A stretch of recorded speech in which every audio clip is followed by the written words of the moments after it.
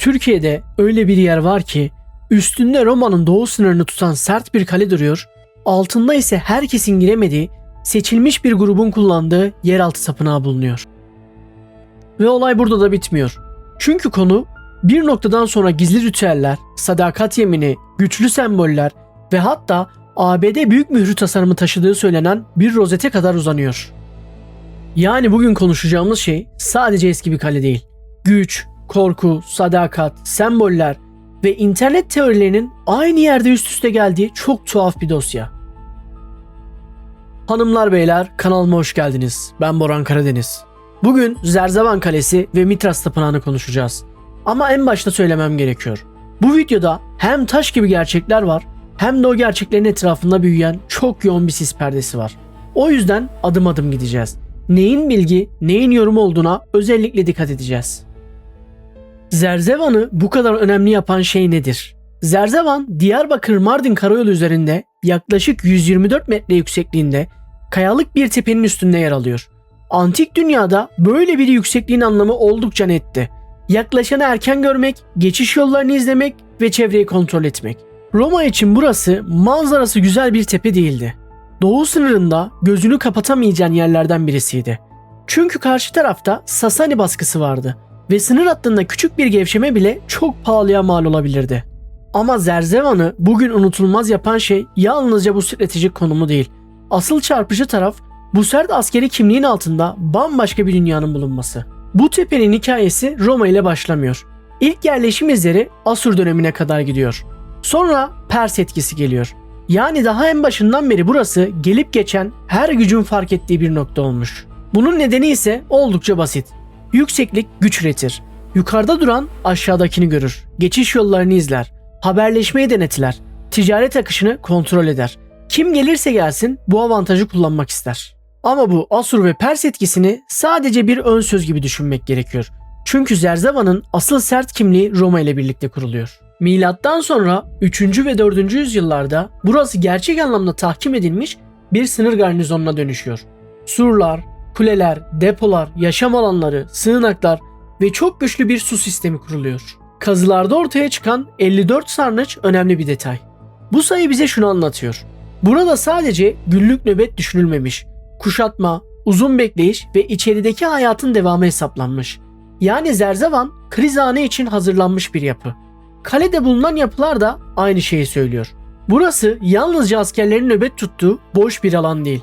İnsanların yaşadığı, hazırlandığı, korktuğu, ibadet ettiği ve gerektiğinde aylarca kapalı kalabildiği bir dünya. Ve işte böyle bir garnizonun içinde herkese açık olmayan bir tapınağın bulunması dosyanın tonunu tamamen değiştiriyor. Batı Roma çöktükten sonra sahneye Bizans çıkıyor ve kale bir süre daha yaşamaya devam ediyor.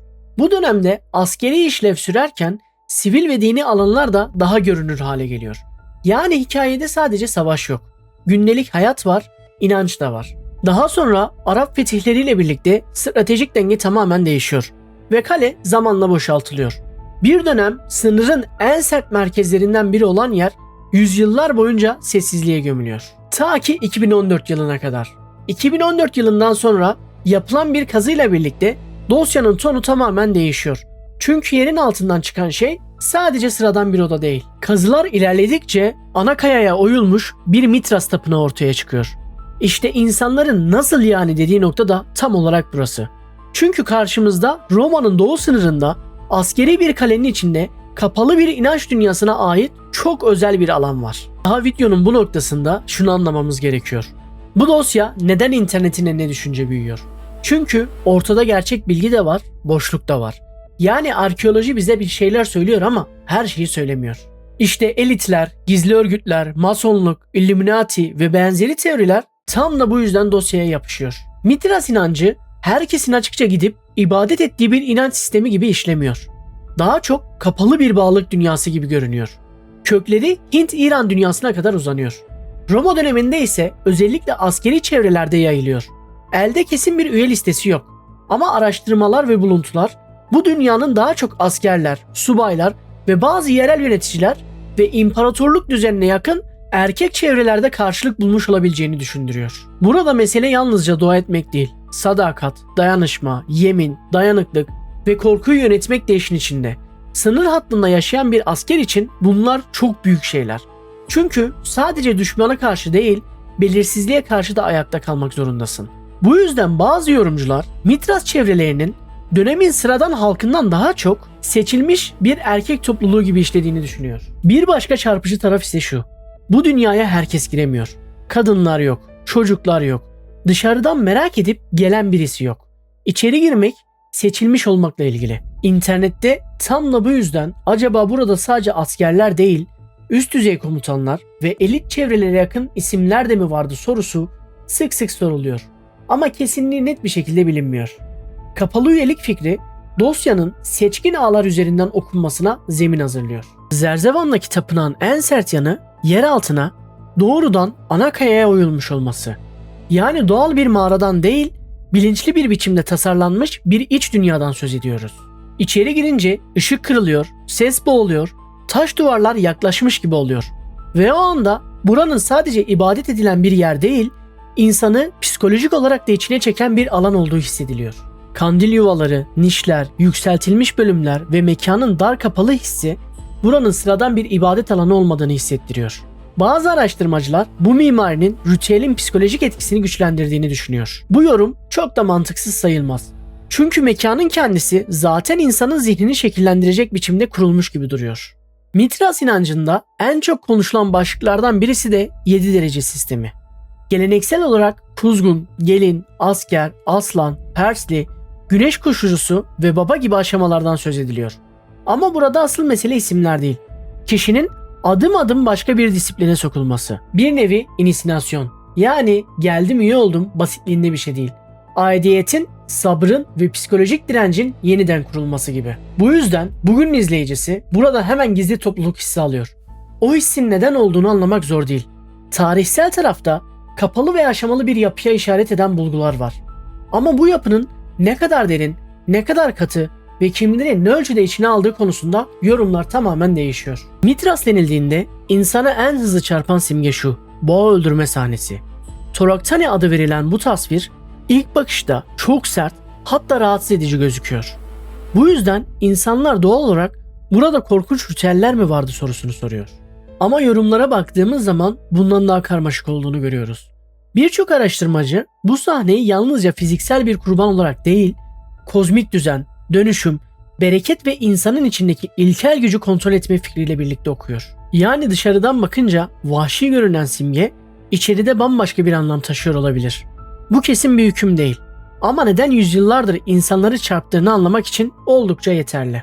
Dosyanın bir başka güçlü tarafı da gökyüzü bağlantısı. Güneş, ay, gezegenler, 7 katman fikri ve ritüellerin zamanlaması konusu internette çok büyüyor. Dolunay, hizalama, özel tarihler, bunlar saymakla bitmiyor. Burada ayağımızı yere basmak lazım. Çünkü popüler anlatılar çoğu zaman gereğinden fazla net konuşuyor.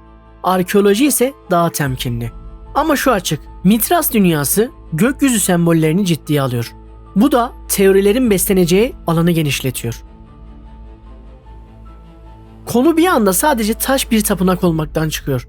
Daha geniş bir sembol diliyle konuşmaya başlıyor. Dosyanın bugün neden internette bu kadar büyüdüğünü en iyi anlatan detaylardan biri tam burada karşımıza çıkıyor. 2021 yılında bulunan ve ABD büyük mührü tasarımı taşıdığı söylenen rozet. İşte o anda konu tarih olmaktan çıkıp semboller dünyasına kayıyor. Çünkü insanlar böyle bir detayda sadece benzerlik görmüyor. Perde arkasında bir bağ arıyorlar. Bir anda masonluk, Illuminati, tapınak şövalyeleri, küresel elit ağlar ve gizli yapı teorileri aynı dosyanın içine doluyor. İşin açıkçası burada birazcık temkinli konuşmak gerekiyor. Böyle bir benzerlikten yola çıkıp antik Mitras dünyasıyla modern devletler arasında doğrudan bağ kuran iddialar var. Ama bunların kesinliği bilinmiyor. İnternetin çalışma mantığı ise başka. Bir sembol benzerliği gördüğü anda hikayeyi çok daha karanlık bir yere taşıyor. O yüzden biri çıkıp burada hala saklanan başka şeyler var diyor. Diğeri bu sadece tarih değil diyor. Daha da ileri gidip büyük banker ailelerden, köklü hanedanlardan, küresel kararı verici çevrelerden söz edenler de var. Hatta bazı içeriklerde Rothschild ve Rockefeller gibi aile adları bile bu dosyaya iliştiriliyor. Bunların ne kadarının sağlam dayanağı, ne kadarının benzerlik ve çağrışım üstüne kurulduğu ise tam anlamıyla net değil. Ama dosyanın neden bu kadar büyüdüğünü anlamak için Tam da bu bölümü görmek gerekiyor. Peki bu olay neden bu kadar büyüdü? Çünkü bu dosyada insanların sevdiği her şey aynı anda var. Yeraltı tapınağı, kapalı üyelik, güçlü semboller, askeri sertlik, seçilmişlik duygusu, elit çevre çağrışımı ve modern çağda tekrar görünür olan gizem hissi. Üstüne bir de resmi heyetler, yabancı ilgi ve uluslararası haberler eklenince internetin refleksi devreye giriyor. Demek ki burada kesinlikle başka bir şey var. Oysa sade açıklama çoğu zaman daha basit olabilir. Ama insan zihni sade açıklamayı maalesef sevmiyor. Hele dosyanın içinde yeraltı tapınağı ve kapalı ritüeller varsa hikaye bir anda karanlık tarafa kayıyor. Bence Zerzevan dosyasını güçlü yapan şey şu: gerçek bilgiyle internet teorisinin tam ortasında durması. Bir tarafta taş gibi gerçekler var, Roma sınırı var, kayaya oyulmuş Mitras tapınağı var, sarnıçlar var, kapalı bir inanç dünyasının izleri var. Rahatsız edici tarafı ise bu dosyada tamamen boş bir hikaye yok. Tamamen kapanmış bir hikaye de yok. O yüzden insan bu konuya bakınca rahat rahat çıkamıyor. Aklına bir şeyler takılı kalıyor. Artık yavaştan toparlamanın zamanı geldi. Zerzevan sıradan bir kale değil. Önce stratejik bir tepe. Sonra Roma'nın doğu sınırında sert bir garnizon.